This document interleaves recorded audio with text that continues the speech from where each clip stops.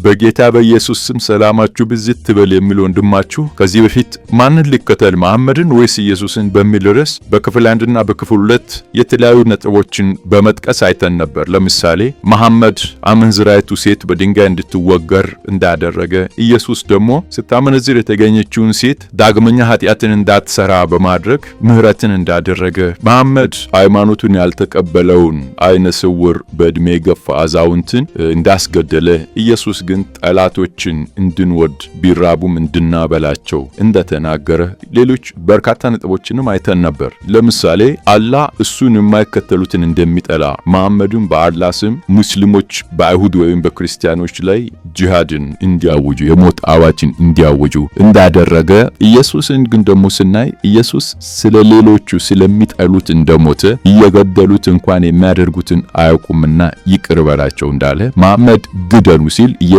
ደግሞ መርቁ እንደሚል፣ ጸልዩላቸው እንደሚል፣ እነዚህን የተለያዩ ነጥቦች አይተን ነበር። የሚገርመው አላህ አምላክ ከሆነ ባይከተሉትስ እንዴት ይጠላል? በኢየሱስ ላይ በክርስቲያኖች አምላክ ላይ እንዲህ አይነት ባህሪ አላየንም የሚለውን እና ሌሎች ተመሳሳይ የሆኑ ነጥቦችን በመጥቀስ ተማምረን ነበር። ዛሬ የሚቀጥለውን ክፍል 3ን እናያለን። ክፍል 3 ላይ ስናይ መሐመድና ተከታዮቹ ወደ 800 የሚያይሉ የአይሁድ ወንዶችንና ሕፃናትን አንገታቸውን በመቁረጥ እንደገደሉ ሳሂህ ሙስሊም 4390 ላይ እናያለን። እነኚህ ሰዎች ከ388 ሄዶ 90 ቤቱን ስናይ የነበረውን ነገር እናያለን። መሐመድ እንዴት እያስገደላቸው እንደነበረ። ኢየሱስና ተከታዮች ግን የማንንም አንገት አልቆረጡም። መሐመድ ሙስሊሞችን ዋሽቷል። ሳሂህ ቡኻሪ 857ን ስናይ መሐመድ እንደ ዋሸ ይናገራል። ግን ደግሞ እንዲህ ነው የሚለው፣ በሰዎች መካከል ጥሩ መረጃን በመፍጠር ወይም ጥሩ ነገር በመናገር እርቅ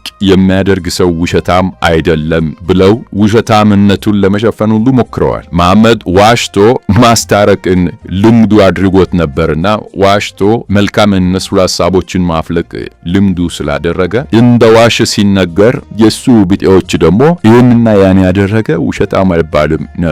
ዋሽቶ ማስታረቅ፣ ውሸት የታከለበትን ሐሳብ ማፍለቅ ውሸታም አያስብልም ነው። ኢየሱስ ግን ማቴዎስ ወንጌል ምዕራፍ 19 ቁጥር 18 ላይ ኢየሱስም አትግደል፣ አታመንዝር፣ አትስረቅ፣ በሐሰትም አትመስክር እያለ ይናገራል። በሐሰት ዋሽቶ ምን ብሎ ማስታረቅን መልካም አድርገው ነው።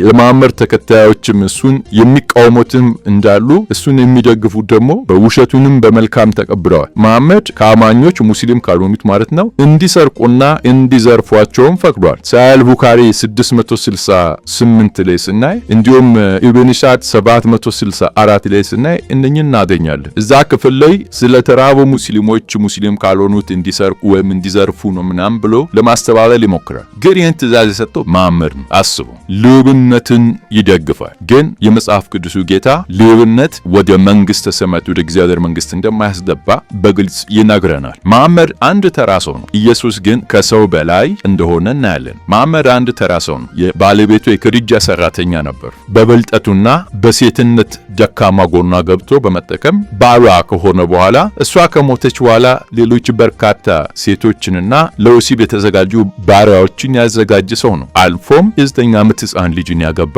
እንዲሁም የልጁን ሚስት የማለት ያሳደገውን የልጁን ሚስት አፋቶ ያገባ አንድ ተራ ግለሰብ ነው። ኢየሱስ ግን ከሰው በላይ ነው። ሰው ብቻ አይደለም። ዮሐንስ ወንጌል ምዕራፍ 8 ቁጥር 24ን ስናይ እንዲህ ይላል፣ እንግዲህ በኃጢአታችሁ ትሞታላችሁ አልኋችሁ፣ እኔ እንደሆንኩ ባታምኑ በኃጢአታችሁ ትሞታላችሁና አላቸው። እዛ ምዕራፍ ቁጥር 58 ላይ ኢየሱስም እውነት እውነት እላችኋለሁ አብርሃም ሳይወለድ እኔ አለሁ አላቸው ይላል። አያቱ አብርሃም ኢየሱስ ከመወለዱ ረጅም ዓመት በፊት የኖረ ሰው ነው። ግን አብርሃም ከመወለዱ በፊት እኔ አለሁ ሲል ኢየሱስ አንድ ኦርዲነሪ ሰው አይደለም፣ አንድ ተራ ሰው አይደለም። አምላክነቱን ያሳያል። ሰዎች ከኃጢአታቸው ባይመለሱ እንደሚሞቱ የኃጢአታቸው ስርየት ምክንያቱ እሱ እንደሆነ ኢየሱስ ብዙ ቦታ ተናግሯል። ኃጢአታቸው የሚሰረይበት ምክንያት። መሐመድ አንድም ተአምር አልሰራም። ኢየሱስ ግን በርካታ ተአምራትን ሰርቷል። ሙታንን አስነስተዋል፣ እውሮችን አብርተዋል፣ ድውያንን ፈውሷል፣ አጋንንትን አስወጥቷል፣ የተራቡትን መግቧል። በጣም ብዙ። መሐመድ ግን አንድም ቦታ አልሰራም። አንድ ቦታ ሐዲስ ላይ የሚል ነገር እንዳለ ወደፊት በስፋት እሱን እናያለን። የጨረቃ መሰንጠቅን ከተናገረ በኋላ የፍርድ ቀን ቀርቧል ነው ያለው። ያውም በጣም ቅርብ ነው ያለው። ነገር ግን መሐመድ ኢክሊፕስ ወይም ደግሞ ግርዶሽን አይቶ ነው። ጨረቃ ላይ ያረፈውን ግርዶሽ በማየት ፍርድ ቀን ሆኗል፣ ጨረቃ ተሰንጥቃለች ነው። በዛ ዘመን እንደዚህ ጥበብና ፍልስፍና ባልተስፋፋ ዘመን መሐመድ አዋቂ ነበር። እንደተባለውም ታምር ተብሎ እንደተጻፈው እስካሁን ድረስ የፍርድ ቀን አልሆነም። ግርዶሹም ከትሯል፣ ጊዜን የጠበቀ። መሐመድ ግን ፍርድ ያለው ፍርድ አልሆነም። መሐመድ ኃጢአተኛ ነው። ይሄንን በደንብ ልናረጋግጥላችሁ እንፈልጋለን። ቁርአን ምዕራፍ 40 ቁጥር 55ን ስናይ እንዲህ የሚል ቃል አለ። Indeed the promise of Allah is true and ask forgiveness for your sin and exalt Allah with praise of your Lord in the evening and the morning ይላል። እዚህ ጋር ሲነሳ ኦ መሐመድ ብሎን መሐመድ ስለ ኃጢአቱ ከአምላኩ ይቅርታ እንዲጠይቅ ይሄ ክፍል ይናገራል። ስለ ኃጢአት ከአላህ ይቅርታን ጠይቅ ብሎት ቁርአን ምዕራፍ 48 ቁጥር 1 እና 2ንም ስናይ ተመሳሳይ ነገር እናገኛለን። ይህንንም ክፍል ስናይ መሐመድ that Allah may forgive for you what preceded of your sin ነው የሚል በቃ አላህ ይቅርታ እንዲያደርግለት እንዲጠይቅ ነው ይሄ ክፍል የሚያሳየው። እነኚህ ክፍሎች ምዕራፍ 40 ቁጥር 55 እንዲሁም ምዕራፍ 48 ቁጥር 1 እና 2ን ስናይ እናያለን። ሌላ ቦታ መሐመድ እኔ እንደናንተ ሰው ነኝ ይላል። ይህ ማለት ስጋ ለባሽ ነው። ወደፊት በደንብ አሁን የምናየው ሰይጣን በሱ ውስጥ እንዳለ መሐመድ ተናግሯል። ውሸት ነው እውነት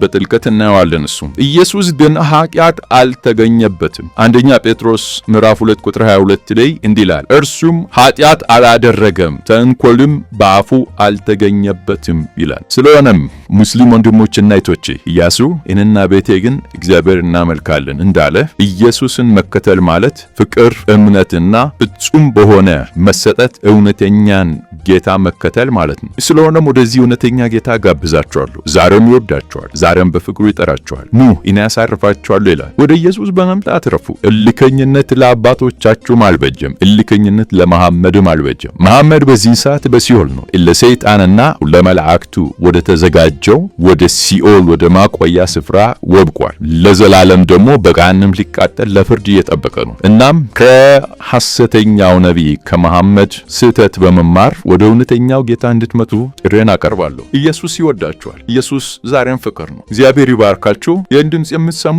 ይህ ጊዜ እናንተ ጊዜ ነው። ይህን ጊዜ ቸል ብላችሁ እንዳታልፉ በማለት በጌታ ፍቅር እያሳሰብኩ የዛሬን ትምህርት በዚያ በቃለሁ። የጌታ ጸጋና ሰላም ከሁላችሁ ጋር ይሁን።